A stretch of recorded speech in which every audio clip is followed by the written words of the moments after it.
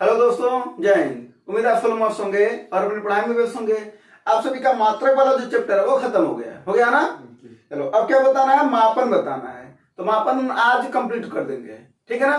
तो चलो अब क्वेश्चन देखते हैं इसका कि क्वेश्चन क्या है और क्वेश्चन को समझते हुए चलेंगे। क्वेश्चन क्या कर रहा है कि एक एटमॉस्फेयर किसके बराबर होता है। अब जरा देखो, एटमॉस्फेयर का मतलब जानते हो, इंग्लिश में लिख रखा है, इसको बोलते हैं वायुमंडलीय दाब। सुनो इधर, क्या बोलते हैं, वायुमंडलीय दाब बोलते हैं। अब वायुमंडलीय दाब होता क्या है, तो जो पृथ्वी है ना, तो कहा जाता है कि पृथ्वी की क्षेत्रफल जो है इस पर वायुमंडल की सभी परतों द्वारा, वायुमंडल की कई परत हैं, क्षोभ मंडल, समताप मंडल, ओजोन मंडल, बहिर्मंडल, ये सब है ना।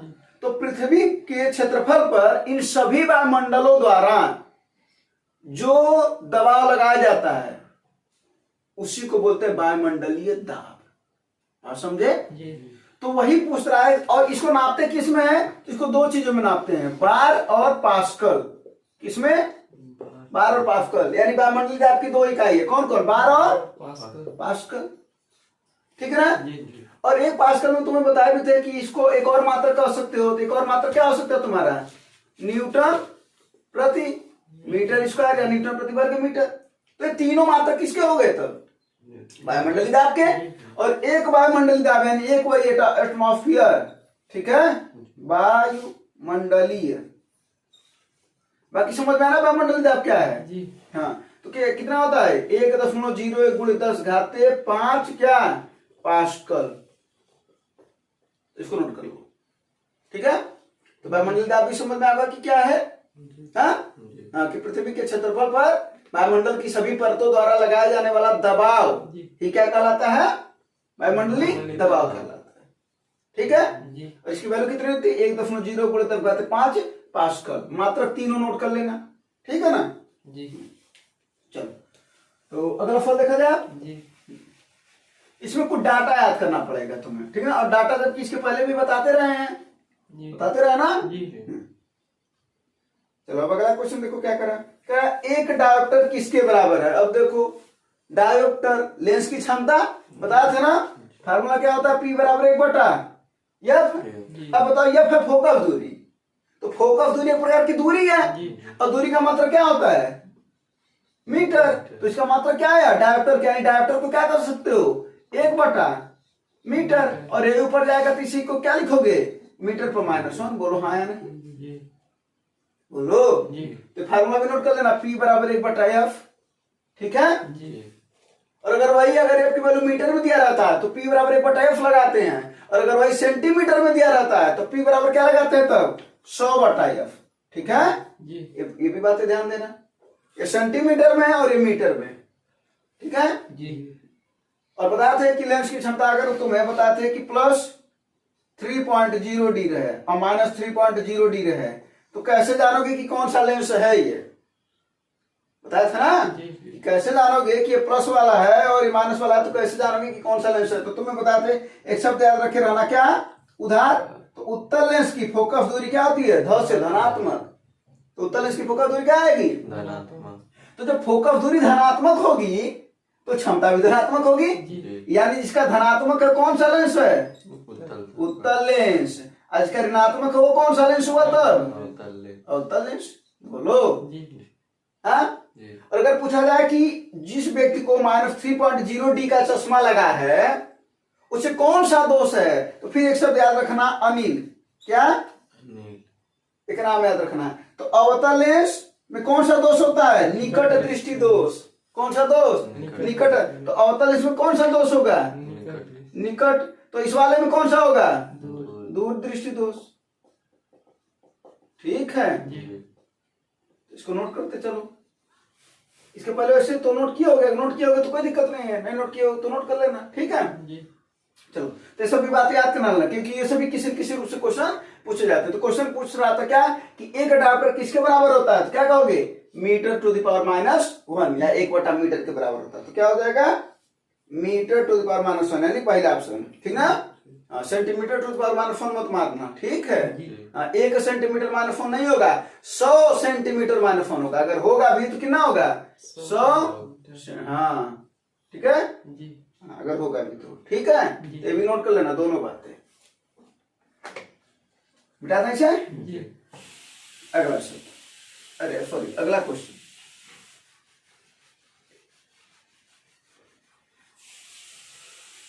अगला क्वेश्चन देखते हैं क्या क्या पूछ रहा है। 1 मीटर किसके बराबर है? आंसर में माइक्रोन देकर रखा है, यही ना। आओ समझ लेते हैं। 1 माइक्रोन की जो वैल्यू होती है वो होती है 10⁻6 मीटर, 1 माइक्रोन। जी ठीक है ना। जी तो एक बात बताओ, देखो इधर अगर यही चीज है और एक और वैल्यू लिखवा दे रहे हैं, 1 एंगस्ट्रॉम की वैल्यू होती है 10⁻10 मीटर। ठीक है।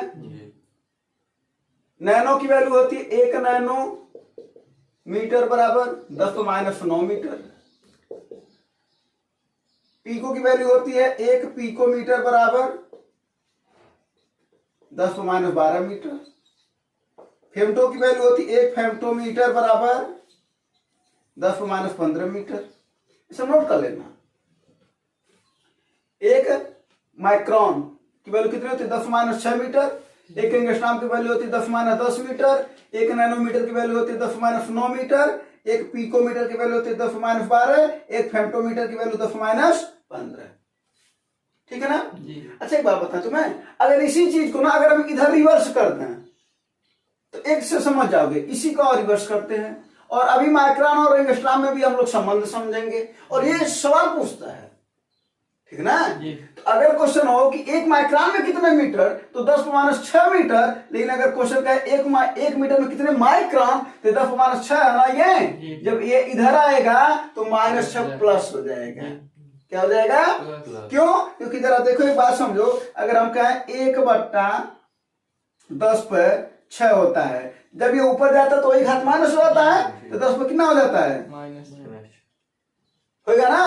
10⁻6 को हम 1/10/6 लिखते हैं। तो अगर हम इसको इस तरीके से लिखें यहाँ पर कि 1 माइक्रोन बराबर 1/10/6 क्या मीटर, तो 10/6 जो है घात इधर क्या कर रहा भैया, तो इधर क्या करेगा, सॉरी इधर भाग कर रहा ना मीटर में, तो इधर क्या करेगा, तो इधर क्या हो जाएगा 10/6 क्या माइक्रोन बराबर 1 मीटर। यानी 1 मीटर में कितने माइक्रोन? 10/6 और 1 माइक्रोन में पूछता तो 10⁻6। ठीक है। इसका होशियारी देखो, पहला ऑप्शन दे रखा होगा, देखो देखा ना कि 1 मीटर में 10⁻6 मीटर। अब लोगों को याद क्या रहता है कि 1 माइक्रोन में 10⁻6 मीटर, अब उनको याद है मात्र -6। अब -6 के चक्कर में हो जाएंगे कंफ्यूज। ठीक ना। नोट करना इस बात को कि 1 माइक्रोन में माइनस। अब देखो तो ये अगर इधर गया है तो माइनस हो रहा, तो इधर आ रहा तो प्लस हो रहा ना। यहां से 1 मीटर की वैल्यू बताओ कितना हो जाएगा। 1 मीटर की वैल्यू कितना हो जाएगा 10⁻10 एंगस्ट्रा। 1 मीटर की वैल्यू 10⁻9 नैनोमीटर। 1 मीटर की वैल्यू 10⁻12 पिकोमीटर। 1 मीटर की वैल्यू 10⁻15 फेमटोमीटर। बोलो ये सब क्लियर हो। अब आओ यहां पर एक चीज समझ लेते हैं, माइक्रोन व एंगस्ट्रॉम में संबंध सवाल पूछता है। ठीक है ना। माइक्रोन और एंगस्ट्रॉम में संबंध। अच्छा एक बात बताओ जरा इधर देखो, अगर हम लोगों ने लिखा 1 माइक्रोन बराबर 10⁻6 मीटर और 1 एंगस्ट्रॉम बराबर 10⁻10 मीटर, ये लिखे हैं। तो 1 एंगस्ट्रॉम बराबर जो 10⁻10 है, अगर इसको -6 के रूप में लिखें तो ऐसा लिख सकते हैं क्या, 10⁻4 गुणे 10⁻6 क्या मीटर। बोलो लिख सकते कि नहीं? अरे भाई -4 और -6 मिलकर के -10 हो जाएगा। यानी इसको हमने ब्रेक कर दिया किस रूप में, 10⁻6 के रूप में। क्यों? तो जरा देखो क्यों का रीजन तुम्हें मिल जाएगा। 10⁻6 मीटर को तुम बोलते हो 1 माइक्रोन।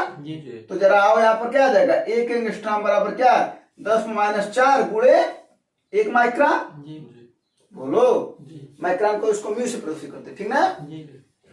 तो इसी का यानी क्या फॉर्म बना गया तुम्हारा, 1 एंगस्ट्रॉम बराबर 10⁻4 क्या माइक्रोन। आ गया कि नहीं आ गया?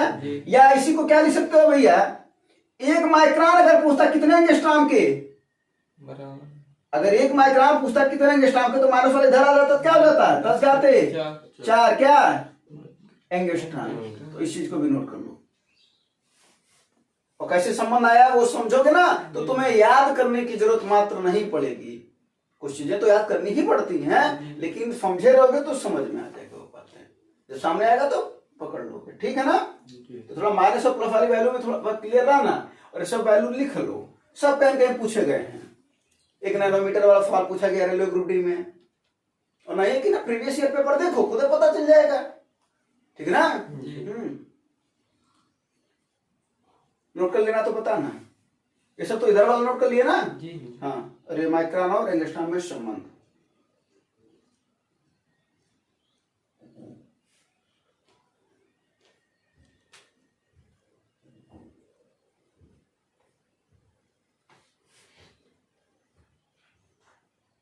एक अगला क्वेश्चन है, पर तब तक हम बता देते हैं, लगा देते हैं क्वेश्चन अगला जो है। ठीक ना? ये हो गया नोट करके? इसी में बता देते हैं कि अगला क्वेश्चन है जो कह रहा परमाणु त्रिज्या किसमें मापी जाती है। तो परमाणु त्रिज्या देखो इधर, परमाणु त्रिज्या छोटे छोटे होते हैं। नैनो से देखना होता है परमाणु त्रिज्या को, तो नैनोमीटर में याद रखे रहना। परमाणु त्रिज्या को किसको, किसे? नैनोमीटर। परमाणु त्रिज्या छोटी होती है किसमें? नैनोमीटर। देखने में ऐसे लगेगा ना आंख, तो नैनो, नैना से याद रखे रहना। तो क्या हो जाएगा, कहाँ नैनोमीटर, या है ना? हाँ, तो ये भी क्वेश्चन पूछा है कि 1 नैनोमीटर में कितने मीटर, और अगला जो क्वेश्चन परमाणु त्रिज्या किसमें मापी जाती है, तो याद रखना ना, किसमें? नैनोमीटर में। किसमें? किसमें? परमाणु त्रिज्या किसमें मापी जाती है? नैनोमीटर में। अगला क्वेश्चन। ठीक है ना? कोई दिक्कत है क्या, परेशानी है क्या, समस्या है? तो इसे मिटा था। चलो अब अगला क्वेश्चन फिर देखते हैं। अब देखो इसी में एक छोटा सा आ गया था, तो वहीं पर वो भी बता दिए, है ना?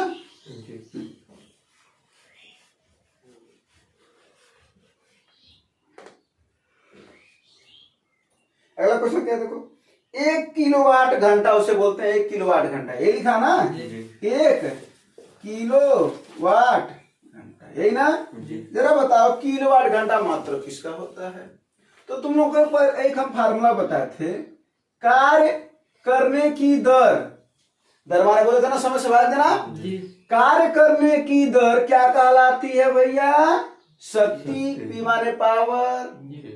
तो कार्य करने की दर क्या कहलाती है? और शक्ति को हम उष्मीय ऊर्जा भी बोलते हैं, ध्यान देना, ऊर्जा नहीं, उष्मीय ऊर्जा। शक्ति का दूसरा नाम एक उष्मीय ऊर्जा भी है। अगर क्वेश्चन पूछ दे कि ऊर्जा का मात्रक, तो जूल होगा। उष्मीय ऊर्जा का मात्रक पूछ दे तो क्या होगा, तो आप देखो इसका कार्य का मात्रक क्या होता है, जूल प्रति सेकेंड। तो इसका मात्रक क्या होगा, जूल प्रति सेकेंड। और शक्ति का मात्रक जन्म करते हो वाट होता है, ऐसा इकाई है ये, है ना? ठीक है। बड़ा मात्रक क्या होता है, किलोवाट होता है। उद्योग में इसका क्या मात्रक होता है, हार्स पावर। और 1 हार्स पावर की वैल्यू कितनी होती है, 746 वाट। ठीक है, सब क्वेश्चन पूछता है। क्वेश्चन हम बोल रहे हैं, तुम लोग आंसर बताओ। बताओ शक्ति का इकाई क्या है एसआई पद्धति में? जूल। एसआई पद्धति में वाट। फिर अभी यही फॉर्मूला बता रहे हैं, गलती ना करो। शक्ति की इकाई इसकी, और शक्ति को क्या बोलते हैं, दूसरा नाम इसका उष्मीय ऊर्जा। तो ऊर्जा और उष्मीय ऊर्जा में ध्यान देना, वरना लगेगा तुम्हें ऊर्जा माने जूल, इसका मात्रक। तो शक्ति का ऐसा इकाई क्या है, इसका बड़ा इकाई क्या है, इसके उद्योग में शक्ति का इकाई क्या है, हार्स पावर। उद्योगों में, उद्योग में समझ रहे हो? हाँ, इंडस्ट्रियल जो होता है ना, उसमें भी मापा जाता है ना शक्ति। उसमें भी तो मशीनों से काम नहीं कराई जाती है, तो वही उसमें शक्ति का मात्रक क्या होता है, हार्स पावर। और 1 हार्स पावर की वैल्यू कितनी होती है, 746 वाट। ठीक है। और इसका एक और मात्रक क्या होता है, जूल प्रति। तो यहाँ पर 1 वाट बराबर क्या होता है, 1 जूल बटा 1 सेकेंड। तो क्वेश्चन ये पूछता है कि 1 वाट किसके बराबर होता है। तो यहाँ पर अभी परिभाषा बताए हो, क्या कार्य करने की दर क्या कहलाती है, कार्य करने की दर क्या कहलाती है, इसको क्या बोले हो, शक्ति तो बोले हो। तो कार्य करने की दर क्या कहलाती है, शक्ति कहलाती है। हाँ, जब किसी वस्तु पर 1 जूल का कार्य 1 सेकंड में होगा तो उस पर कितनी शक्ति का प्रयोग हो रहा है? 1 वाट का। ठीक है ना? चलो, तो ये तो हो गया शक्ति के बारे में हम लोगों को। अब किलोवाट घंटा, ये है ना, ये किसका मात्रक हुआ? तो जरा देखो यहां से अगर हम निकाल दें W बराबर, तो W बराबर यहां से क्या हो जाएगा जरा बताओ? तो कहोगे P गुणे T, भाई यहां से W का वैल्यू निकालोगे तो T इधर जाएगा, तो W बराबर क्या हो जाएगा? P गुणे T। बोलो, इधर समझाते हैं। तो W बराबर क्या हो जाएगा? P गुणे T। P को क्या बोले हो तुम? कौन सा मात्रक बोले यहाँ पर? किलोवाट है ना, बड़ा मात्रक किसका है? किलोवाट। गुणे T को क्या बोलोगे बड़े मात्रक में? घंटा। तो W है क्या? कार्य। ऐसी का मात्रक होता है जूल, होता ना? इसका व्यापारिक मात्रक है ये। क्वेश्चन पूछे इसका व्यापारिक मात्रक क्या है? कार्य का। क्या बोलोगे? किलोवाट घंटा। तो यही तो है किलोवाट घंटा। बात समझ में आई कि नहीं है? चीजें समझ में आ रही है? तो 1 किलोवाट घंटा बराबर क्या हो जाएगा? 1 किलोवाट गुणे 1 घंटा। ठीक है? क्वेश्चन है पूछे 1 किलोवाट में कितने वाट? तो कहते ना 10⁻³ वाट होता है ना? ये भी नोट कर लेना, 1000 वाट। तो जरा देखो, किलोवाट घंटा यानी किसका मात्रक हुआ जी? कार्य का। हाँ, और कार्य का एक और मात्रक क्या होता है? एक और मात्रक होता है अर्घ। तो 1 जूल बराबर क्या होता है? 10⁻7 अर्घ। बोलो, अरे एम के पद्धति में तो मात्रक बतरी किए हैं। तो आओ इसको जरा समझ लेते हैं, और इस पर सवाल बनता है भैया। तो 1 किलोवाट गुणे 1 घंटा, 1 किलोवाट में कितने वाट? 10⁻³ वाट। बोलो, अब गुणे 1 घंटा में कितने सेकेंड? 1 घंटा में कितना मिनट? 60 मिनट। और 1 मिनट में कितने सेकेंड? यानी 60 गुणे 60 क्या सेकेंड? बोलो, क्या से क्या आ जाएगा? 10⁻³ यहाँ पर है, और ये 6 के 36 गुणे 3 और 1 0 4 और 1 0 5 10⁻5 क्या वाट इंटू सेकेंड। यानी एक और मात्रक मिल गया क्या? वाट इंटू सेकेंड। ये भी तो कार्य का मात्रक हुआ। बोलो, मात्रक भी निकालते चलो। और इसी को लिखते कैसे हैं? 1 अंक पर दशमलव लगाते। तो जब 1 अंक पर दशमलव लगाओगे तो 10 से भाग दोगे, तो 10 से गुणा भी करना पड़ेगा। क्या हो जाएगा? 3.6 गुणे 10⁻³ तब 6 क्या वाट इंटू सेकेंड। और इसी को जूल करते हो तो सीधा लिख दो जूल। हाँ, तो वाट इंटू सेकेंड भी होता है और जूल भी होता है। ठीक है? तो 1 किलोवाट घंटा की वैल्यू कितनी आ गई? 3.6 गुणे 10⁻6 जूल। कैसे आया ये पता चला? कौन कौन किसका मात्रक है पता चला? परिभाषा भी चीजें समझ में आई, थोड़ी बातें स्पष्ट हुआ। ठीक है, ऐसे थोड़े थोड़े स्पष्ट होते हुए कुछ ज्यादा स्पष्ट हो जाएगा। ठीक है ना? समय का इंतजार करो। अच्छा, अब यहां से क्वेश्चन पूछा गया रेलवे ग्रुप डी में, कई ठो एएलपी में पूछा गया है। अगर 1 किलोवाट घंटा की तुम्हें वैल्यू पता चल गई, 3.6 गुणे 10⁻6 जूल है। अगर हम एक क्वेश्चन तुमको दे दें कि जरा बताओ 2 किलोवाट घंटा की वैल्यू कितनी होगी, तो ये भैया अगर 1 किलोवाट का इतना तो 2 किलोवाट का है, तो 2 गुणे 3.6 गुणे 10⁻6 जूल कितना हो जाएगा? 36 दूना 72 यानी 7.2 गुणे 10⁻6 जूल। बोलो, अगर यही कहता 5.2 जूल का 5.2 किलोवाट घंटा की वैल्यू बताओ, नहीं बता लोगे? क्या करना है? मात्र 5.2 का किसमें गुणा करना है? 3 समझ में आया? ये बातें को ध्यान देना। तो ऐसे सवाल बनते हैं। तो क्लियर हो ना? पूरी बातें भी लिख लिए, स्पष्ट हो? शक्ति की मात्रा को स्पष्ट हो, एकदम शक्ति की मात्रा का स्पष्ट हो, और कार्य की मात्रा भी स्पष्ट हो ना? नोट कर लो। देखो ये किलोवाट घंटा वाला कितनी बार पूछा है? 3 2 5 बार। एलपी में पूछा गया है, ग्रुप डी में कई 4 बार पूछा है, और एलपी में पूछा है 1 बार, है ना? चलो, अब अगला क्वेश्चन बता। नोट कर लियो ना सब चीजें इसमें। हाँ,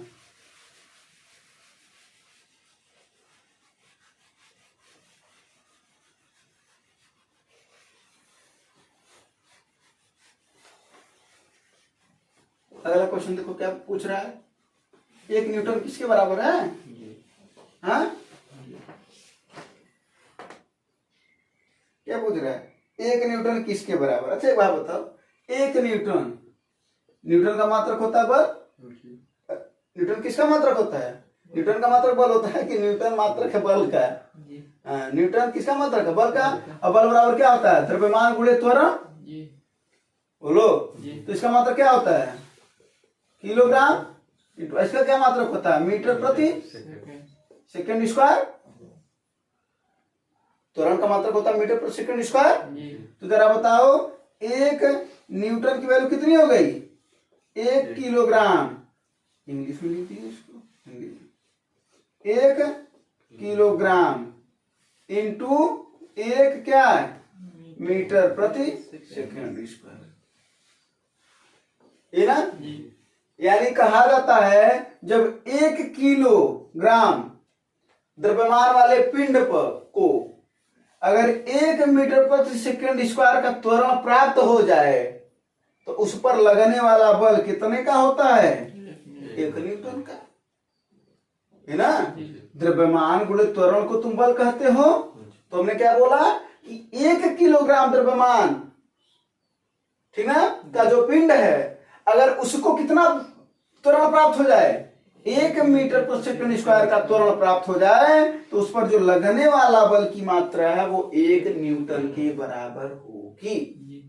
ठीक है, तो बस ये बात क्या पूछ रहा है? 1 न्यूटन की वैल्यू कितनी होगी? क्या कहोगे? 1 केजी इंटू मीटर और सेकंड ऊपर जाएगा ना, इंटू सेकेंड पर -2, है ना। केजी मीटर इंटू सेकंड पर -2 कौन है? बी वाला है ना। कोई दिक्कत है? ऐसा मात्रक समझना कैसे बनते हैं ये सब बता चुके हैं, लेकिन तुम्हें याद करवा रहा है कि कैसे कितना बल लगता है। परिभाषा से ये यहां से पकड़ोगे तो परिभाषा भी समझ में आएगा, मात्रक भी समझ में आएगा। एमकेएस पद्धति का मात्रक में देखो, इसको मिल गया, न्यूटन भी मिल गया, और 1 न्यूटन की एक और वैल्यू याद रखो, 1 न्यूटन बराबर 10⁵ डाइन। इसको भी याद करो, ठीक है ना। यानी बल का मात्रक न्यूटन भी होता है और डाइन भी होता है। फिजिक्स पद्धति में डाइन होता है ये, ठीक है। और ये वैल्यू 10⁵ डाइन, ठीक है ना। मार्क कर देना।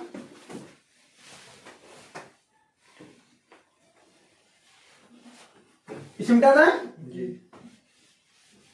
अगला सवाल देखते हैं।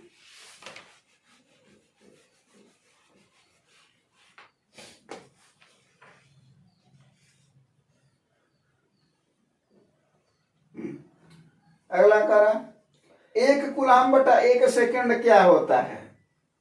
1 कूलाम बटा 1 सेकंड क्या बोले थे? जब आवेश की प्रवाह दर को क्या कहते हैं भैया? धारा कहते हैं। बताते कि नहीं बताते? आवेश की प्रवाह दर को तो क्यू क्या है भैया? आवेश। और इसका मतलब क्या होता है?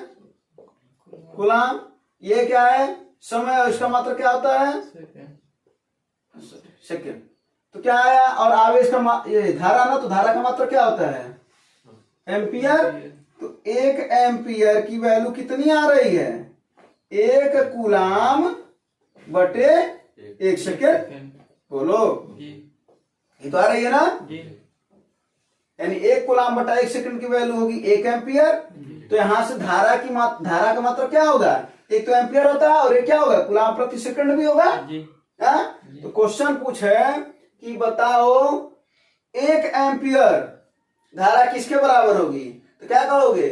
जब किसी परिपथ में 1 कूलाम का आवेश, कितने का?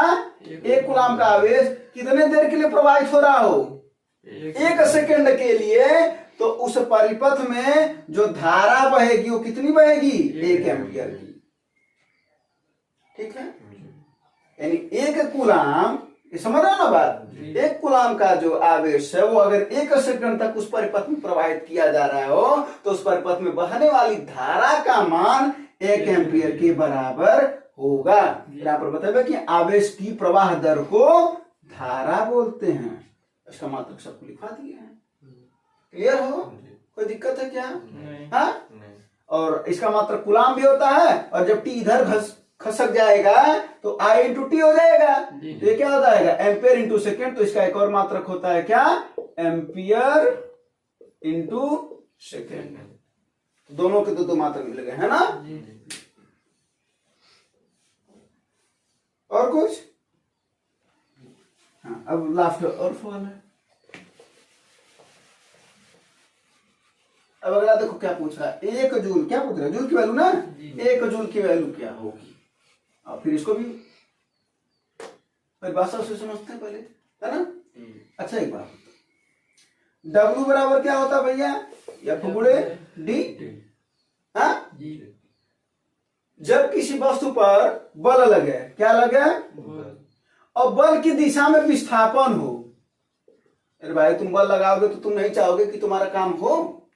अगर तुम इधर बल लगा रहे हो तो तुम चाहोगे ना कि वो उधर, कोई भी मान लो पत्थर बड़ा सा है उसको धक्का दे रहे हो तो तुम चाहोगे ना कि उधर वो चला जाए।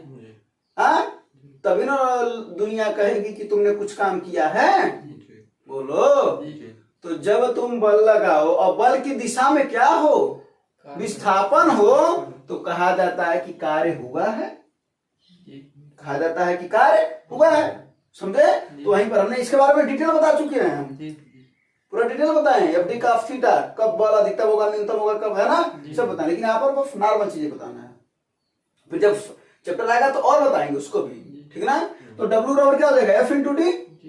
हाँ, तो जरा बताओ बल का मात्रक क्या होता है भाई साहब, न्यूटन। तो इसको लिख सकते हैं 1 न्यूटन गुणे 1 मीटर। तो अभी हमने यहां से परिभाषा बोला है और ये कार्य है, तो इसका मतलब क्या होगा, अभी हमने बोला है कि कार्य कहते किसे हैं, जब किसी वस्तु पर बल लगाया जाए और बल की दिशा में क्या हो भैया, तो उस पर, तो उसे क्या कहते हैं, कार्य। अगर बल की दिशा में विस्थापन हो तो उसी को तो कार्य बोलते हैं।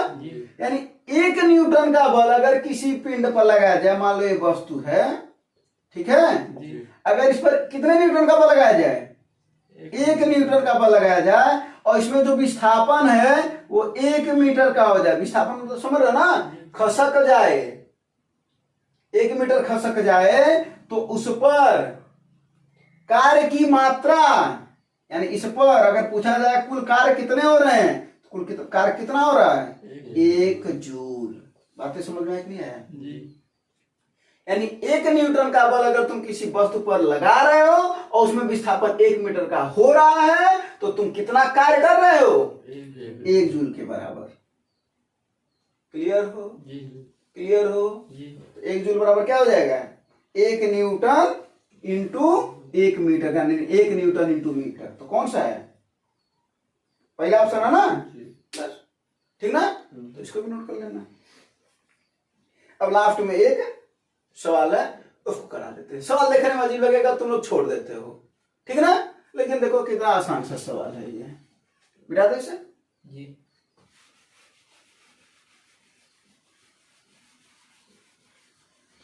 तो साथ साथ में जब सवाल आएगा सब न्यूमेरिकल वगैरह सब करवाएंगे, ठीक है ना। हाँ, अब देखो यही सवाल है, क्या है, कह रहा है कि एक विशेष घर में 5 दिनों में 100 इकाइयां की खपत है। कितने इकाई, 100 इकाई, ठीक ना, की खपत है, कह रहा है। यदि ऊर्जा को जूल में परिवर्तित किया जाए तो यह कितनी होगी। बात समझे। पहले तो तुम एक बात नोट करके लिखना, 1 यूनिट कहते नहीं हो, जब तुम्हारे घर पर बिजली खर्च होती तो कहते ना कि हमारा 1 यूनिट लग गया है, 100 यूनिट हमारा जला है, 150 यूनिट, 500 यूनिट, ऐसा कुछ बोलते हो ना, उसी का तो दाम देते हो। तो 1 यूनिट की वैल्यू कितनी होती है, 1 किलोवाट घंटा। इसी बात को नोट करना, ध्यान से समझना, अभी सवाल आ जाएगा। 1 यूनिट की वैल्यू किसके बराबर होती है, 1 किलोवाट घंटा के बराबर। हाँ बोलो। और किलोवाट घंटा किसका मात्रक है, कार्य का।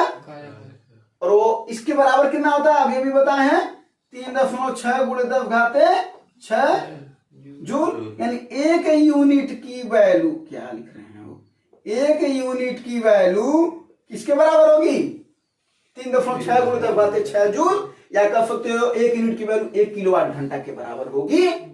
बोलो बोलो। तो इसी वजह तो अभी बताए हैं कि किलोवाट घंटा किसका, कार्य का कौन सा मात्रक है, व्यापारिक मात्रक है। पैसा जहाँ से व्यापार हो, तो यूनिटवा जब आता है तो पैसा मिलता है ना उनको, उसको बोलते हैं व्यापारिक मात्रक इसका। ठीक है, तो 1 यूनिट की वैल्यू 3.6 जूल। अब आप सवाल पढ़ लेते हैं। सवाल क्या है, कह रहा 5 दिनों में 100 इकाइयां की खपत है। ठीक है, 5 दिन में कुल कितना इकाई? 100 इकाई। कुल कितना यूनिट जला तुम्हारा? 100 इकाई। कितना? 100 इकाई। एक बात समझो जरा, इधर समझो। यानी तुम मीटर लगाए थे, 5 दिन में तुम्हारा 100 यूनिट जला है। 100 यूनिट जलने का मतलब इसी को ना बोलोगे, तो कहोगे 100 यूनिट हमारा जला है, तो इसी को लिखोगे 100 यूनिट को 100 गुणे 1 यूनिट, बोलो है ना, लिखोगे। तो 100 देखो कैसे बदल रहे हैं, 100 और गुणे 1 यूनिट की वैल्यू कितनी है? गुणे 10 घाते, यही ना। देखो कितना आसान है, 3.6 और गुणे 100 का मतलब 10 घाते 2 और 6, 10 घाते 6 और यहाँ पर 10 घाते 2, तो 10 घाते 2 गुणे 10 घाते 6, समान आधार पर घातों को जोड़ लेते हैं, तो 10 घाते कितना हो जाएगा भैया? 8। क्या जूल? यही तुम्हारा आंसर हो जाएगा। नहीं समझे?